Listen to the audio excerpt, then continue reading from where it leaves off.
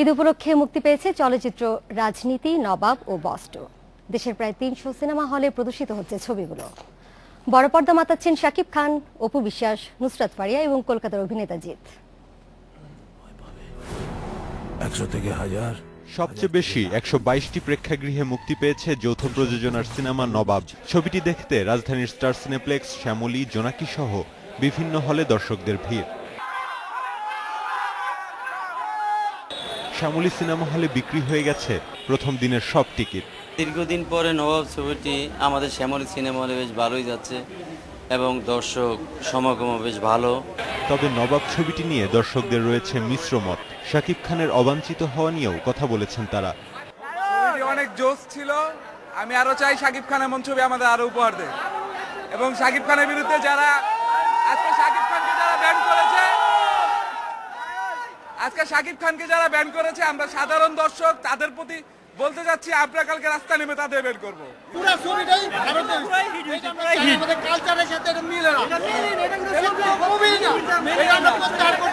সাকিবের look, dress up, dance, everything was awesome. তো যদি ভারতকে একটু কম হাইলাইট করে বাংলাদেশকে বেশি হাইলাইট করতো, আর যারা বেশি অ্যাক্টর অ্যাক্ট্রেস ছিল বেশিরভাগই হচ্ছে ভারতের অ্যাক্টরটা বেশি, এটা একটু ভালো লাগছে। একই রকম চিত্র রাজধানীর বলাকা সিনেমা হলেও। এখানে চলছে বস টু।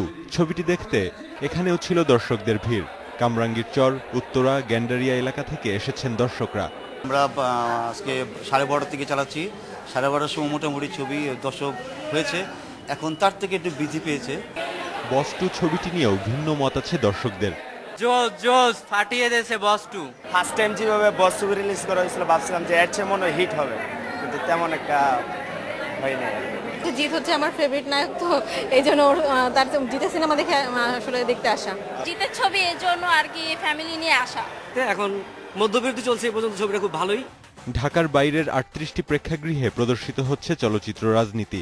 শাকিব অপু জুটির সিনেমা নিয়েও দর্শকদের রয়েছে বাড়তি উত্তেজনা।